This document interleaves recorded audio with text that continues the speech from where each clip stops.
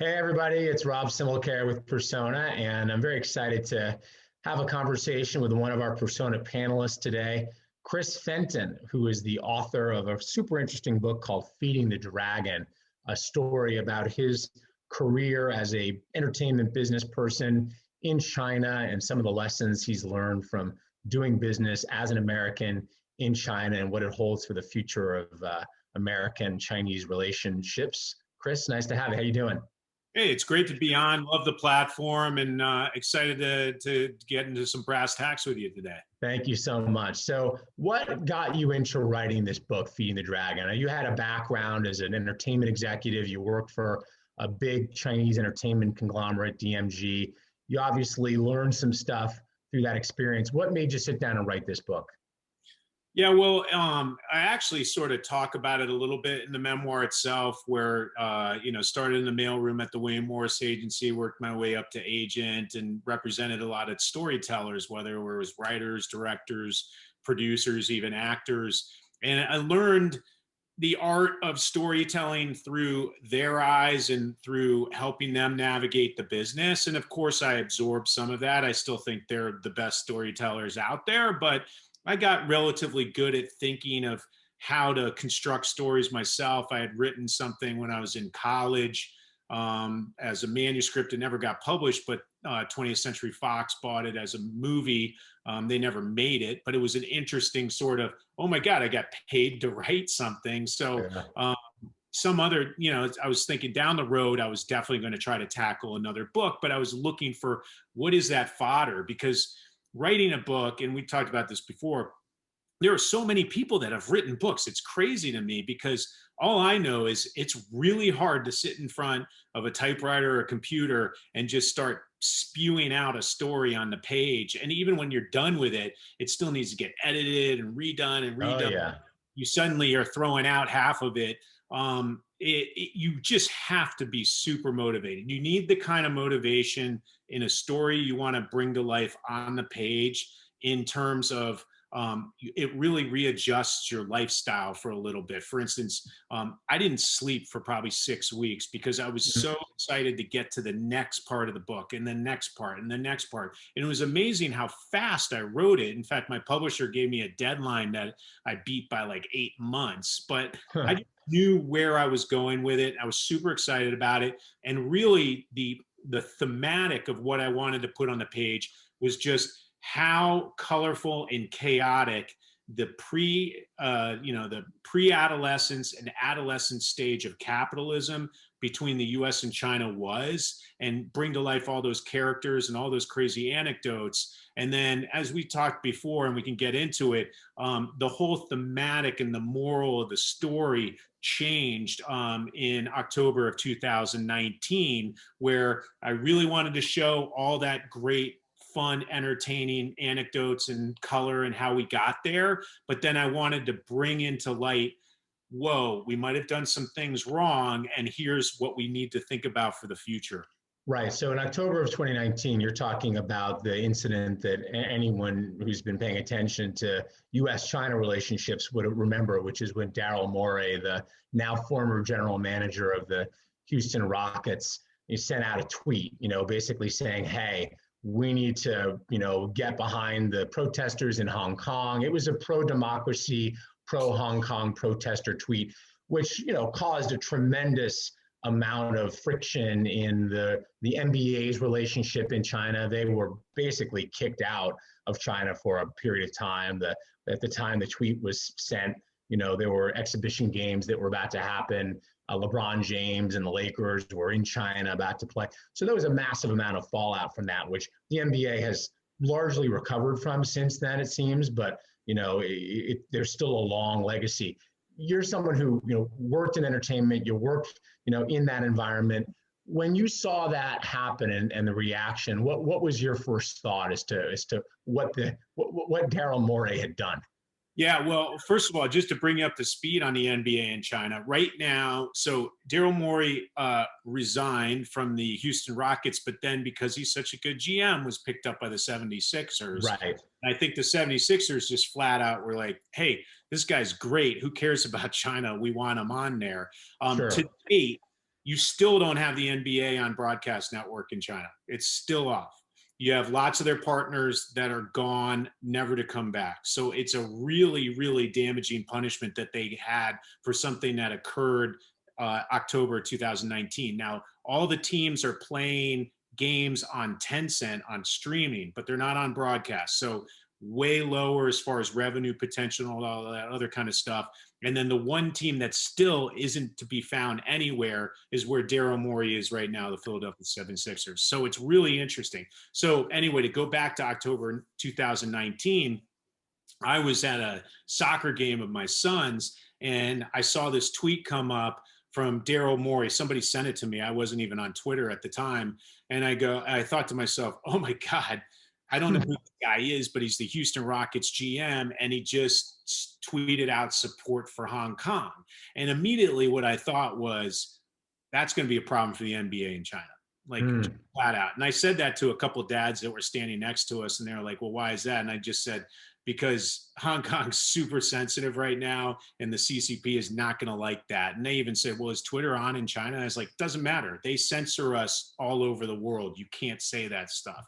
Now, what was crazy is I didn't really think about the ramifications of what I just said, but I can tell you the American public did, because when the NBA and all the athletes saw and found out what Daryl Morey did, they immediately put their head in the sand. There was no solidarity around the message of what Daryl Morey said in regards to defending freedoms of free people around the world, right? Number two is, there was no solidarity around protecting Daryl Morey's right to free speech when he was in Houston, Texas, right? Which is where he was.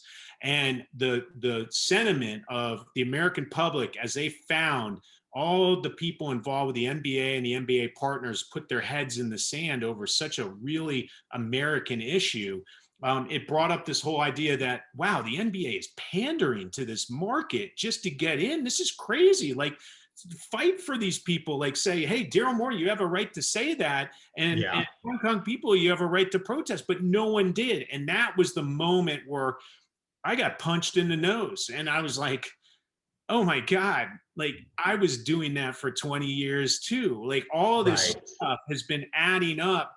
And none of us has seen it. It's a slow motion train wreck, because globalism in this pursuit of opening the China market for our products and services was so important, and it felt so American to pursue that mission, that we totally neglected the fact that we were damaging the health of the country overall in the long run. We were offshoring jobs, and we were defeating a lot of the principles and values that we hold dearly as Americans, in terms of just trying to silence ourselves so we could actually get that market open. Like, money was so powerful to us, and globalism was such a strong mission. We lost sight of all that. Can you talk about what it is you were doing in China, and where the need to, as you put it, pander or compromise these values came up? What does that look like when you're trying to do business in China, on a sort of, practical basis?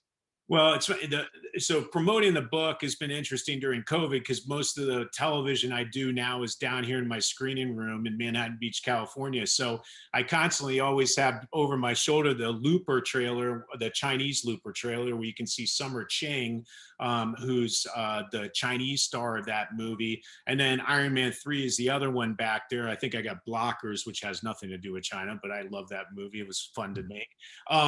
But when you look at Looper over my left shoulder, that was something where we saw the script. We thought it had a lot of the interesting sort of tidbits that would make for a compelling movie for the Chinese consumer to see. Yet it had a lot of censored items in it, which would make it impossible to get into China. Number one is time travel. You're not allowed to have time travel in a movie, because the CCP wants to control the narrative of how history is told. They want to control the narrative of where the future goes. Number two is there is drug use on the ground. And drug use in movies is typically banned. So there were a lot of things working against it. But one thing that we noticed in the script was that it took place in the future, and it took place in France, and it had Bruce Willis married to a French woman in France. And France was where Joseph Gordon-Levitt, the young version of Bruce Willis, wanted to retire 40 years in the future. So we thought, wouldn't it be amazing to promote China as a place that people want to retire in the future, because that's where the weight of the world is. That's where the utopian cities are and the utopian lifestyle is.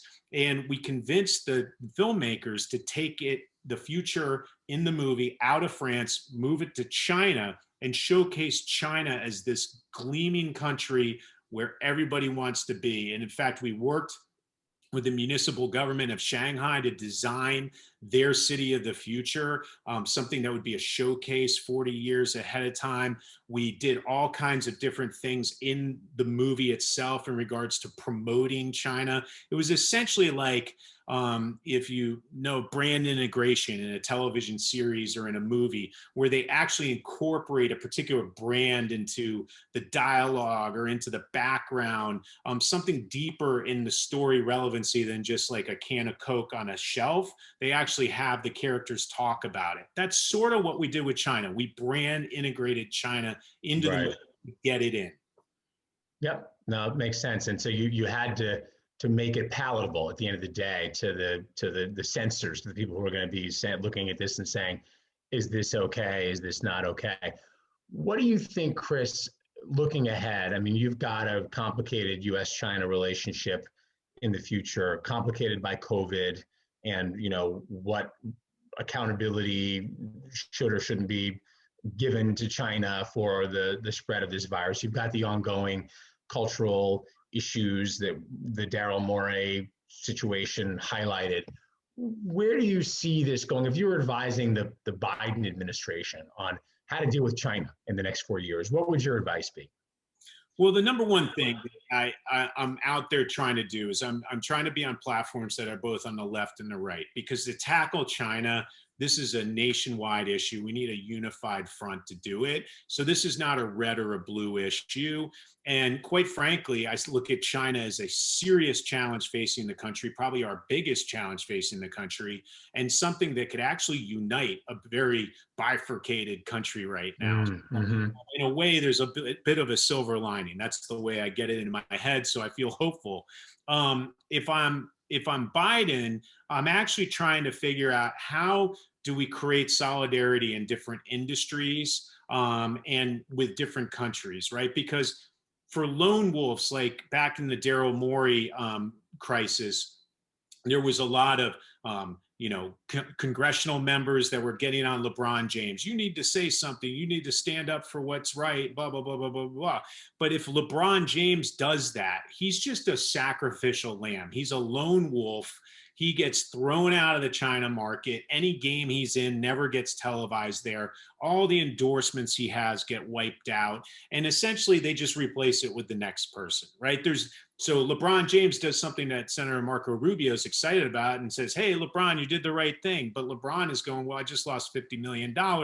And, some other basketball player, whether, an American player or maybe even a Chinese player, takes his place in all those deals. So we have to unite, because if we have a united front, say all the league gets behind him, and then they pull in, like they did during Black Lives Matter, other leagues and other partners of the league to essentially say, hey, Daryl Morey has that right to say what he said because he was on American soil, and it's something that's true to American values. And if you retaliate against us, then all these sports leagues will stop doing business with you. All these sports league partners will stop doing business with you. And with that united front, we create the leverage that is too hard for the CCP to ignore. They can ignore one league, NBA, and shut them down, even though it was a very powerful league. We actually found out that it wasn't that powerful. And in fact, we've seen the CBA, which is the Chinese version of the NBA, take a lot of prominence away from the NBA during this time. So the only way to tackle it is unified. And if we are unified, then that means we can start to talk about the issue. And that is the key. Like, we can't accomplish anything with the way we are looking at our free speech rights right now, which means, hey, Disney, you get caught in this massive controversy over your movie Mulan, you better stay quiet. No, we need to unify so that Disney can come out and say, and they got caught thanking Xinjiang province officials in the end credits of Mulan. And then they also had a star who spoke up in support of the PLA cracking down on Hong Kong protesters. What Disney should have done is apologize and say, we don't condone what's happening to the Uyghurs and the atrocities that are happening there. And we support the democratic freedoms of the Hong Kong people. Boom, end of story. Then when there's a retaliation, all the industry, all the different companies stand up for it. The same way we could have done it with the NBA. Yeah. Being able to talk about it is key. That's the first baby step, because we got major North Star issues that we got to address. I mean, we got to see if we can cure the Uyghur atrocities and hopefully keep Taiwan from being taken over, and maybe push back out of Hong Kong so that Hong Kong remains Hong Kong for another 27 years as the deal was. Yeah. We can't get there if we can't talk about it.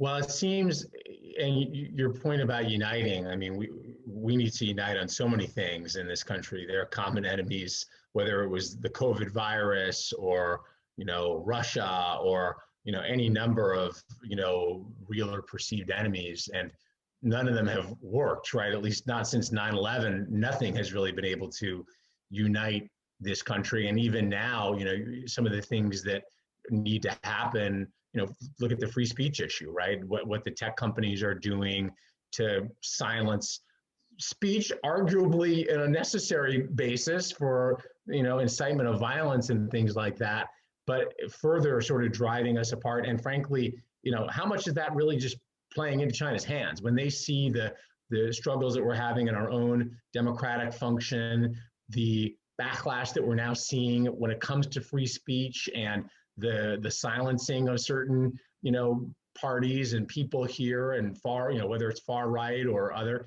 Is that all playing into the narrative of Beijing and saying, yeah, you're maybe this radical free speech thing that you guys like to talk about isn't such a great idea, and you're starting to see why we do things the way we do? It's it's a great question, because it's right on the mark. And I talk about it a little bit in the book, and then there's more recent examples. But typically when you think of China and the way they use their firewall, you think of it as censoring things from the outside. What you don't think about is how they promote things from the outside. So we were shooting Iron Man 3 in Beijing when the Sandy Hook massacre occurred. A terrible, terrible moment in American history, and one that you would assume when you watch the international versions of CNN, when in China, you would see a black screen when they talk about it, because they're not into handguns and all that kind of stuff. And typically anything sensitive like that just gets blacked out on your TV and you can't see it. But the exact opposite occurred. And not only with international platforms, but also with CCTV, their broadcast networks. They covered Sandy Hook nonstop. And the beauty of Sandy Hook for the CCP was it showcased this country of democracy, this country of freedom, was also a country of massive cowboy and violence and fear mongering and all this other stuff, and a gun culture where people are killing kids, right? And they kept talking about that nonstop. And be careful going there. You don't want to live there. That's a terrible place to be. All that stuff. And then we saw it also with the riots that were happening this summer. Nonstop coverage of all of that. And then of course, racial strife. This country can't pull itself together. Yeah, exactly. How dirty is democracy? It's right. Look at this police officer and what he did, and finding common cause with the oppressed people in the United States, and how, hey, we have Uyghurs, but look at what is happening in the United States with African Americans. That kind of thing, by the way, which goes back to the civil rights movement and foreign governments looking at oppression in the U.S. and using it to question, the United States' foreign policy.